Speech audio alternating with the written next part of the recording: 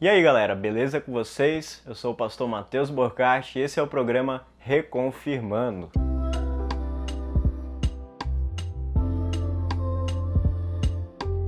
No vídeo passado, se você quiser o link está aqui, a gente falou sobre a revelação natural de Deus. Como Deus se revela na natureza, na consciência humana, mas a gente viu também que essa é uma revelação parcial. Confere lá que você vai entender um pouco. Então hoje a gente vai falar sobre a revelação verbal de Deus, que é onde ele expressa com palavras a sua vontade, os seus planos para com a humanidade e mais ainda, o seu plano de salvação e realização dele em Jesus Cristo. Vem comigo e vamos estudar o que é essa tal de revelação verbal. Você sabia que a igreja cristã é mais antiga do que a Bíblia? É mais antiga porque a igreja cristã ela começou depois da queda de Adão e Eva em pecado. A partir da promessa de Deus de que da descendência deles viria um Salvador, ali começou a igreja cristã. Mas até 1300 anos antes de Cristo, a Bíblia ela não era escrita. A escrita era muito cara, eram poucas as pessoas que eram letradas tanto para escrever quanto também para ler. Então a palavra de Deus, aquilo que ele havia revelado já para o seu povo, ela era transmitida de forma oral, de geração por geração. E era feito seriamente, as pessoas literalmente decoravam as palavras, pois era normal que isso acontecesse. Hoje que a gente está desacostumado, a decorar longos textos, mas isso era bem comum antigamente. Então, depois que o povo de Deus saiu do Egito, fugiu da escravidão, aí Deus ordenou para Moisés e para todos os profetas que vinham depois, os apóstolos, discípulos, para escreverem a sua revelação, para que nada fosse perdido e que a igreja cristã se mantesse fiel à vontade de Deus.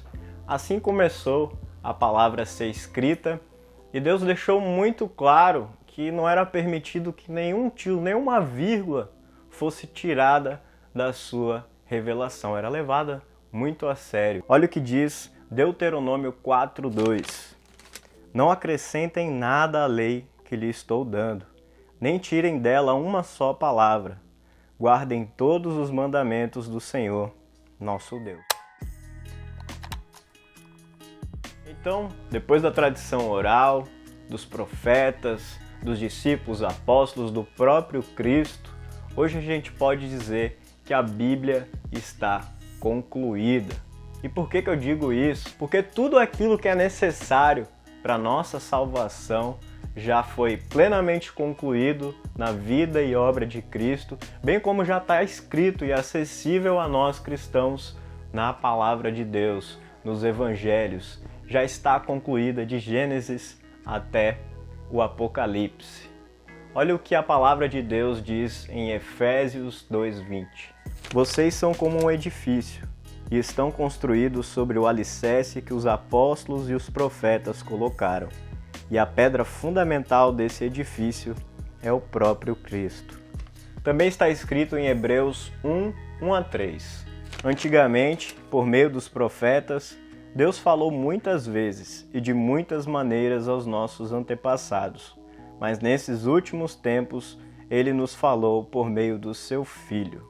O autor do livro Dogmática Cristã, Miller, ele escreve: todas as revelações divinas culminam em Cristo Jesus, a luz e Salvador do mundo. Bom, mas agora a gente vai para uma parte muito importante a respeito da revelação verbal de Deus.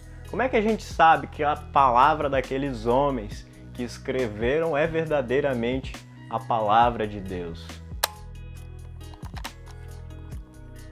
A gente diz isso porque em 2 Pedro, capítulo 1, versículo 21, está escrito: nunca jamais qualquer profecia foi dada por vontade humana.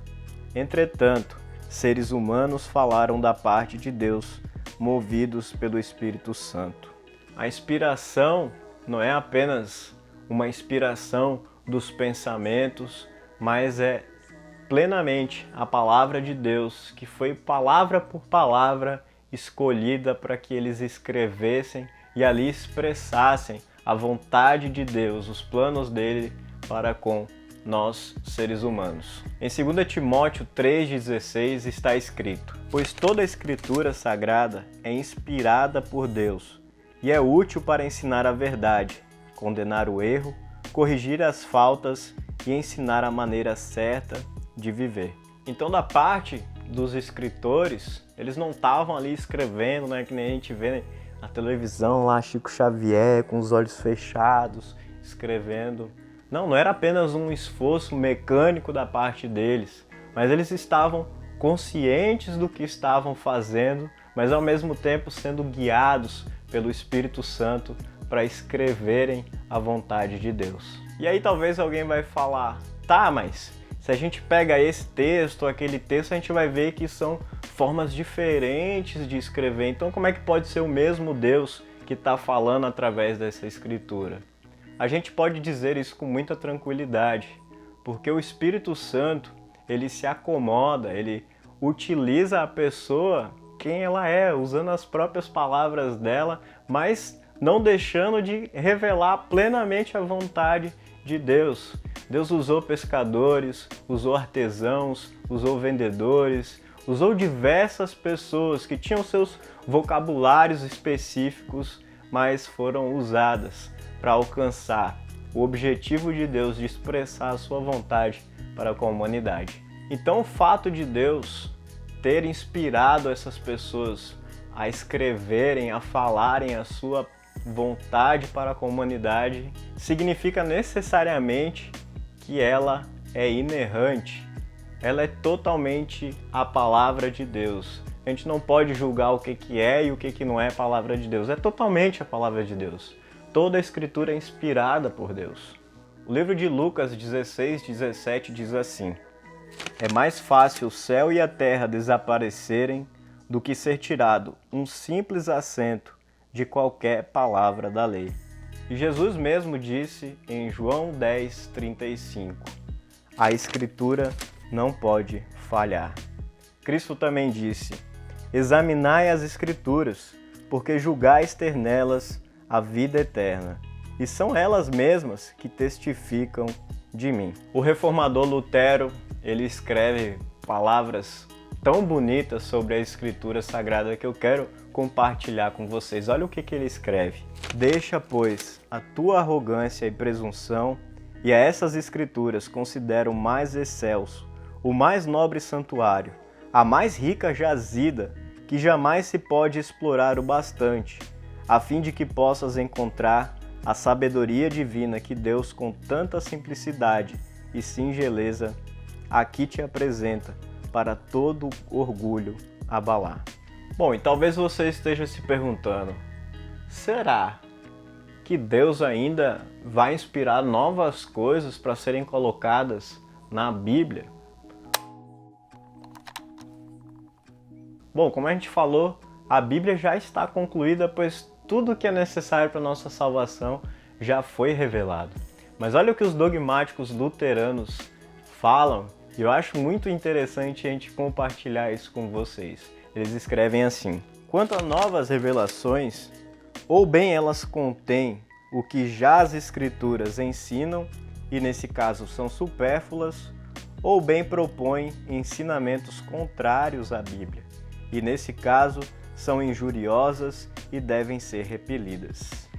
Lutero, ele também escreveu sobre esse assunto. Ele diz: fora da sua palavra, ou sem a sua palavra, nada sabemos de Cristo, muito menos ainda da opinião de Cristo, porquanto o Cristo que nos transmite a sua opinião, sem que seja por sua palavra, é o abominável demônio do inferno, que se chama pelo santo nome de Cristo, e debaixo dele vende a sua peçonha infernal.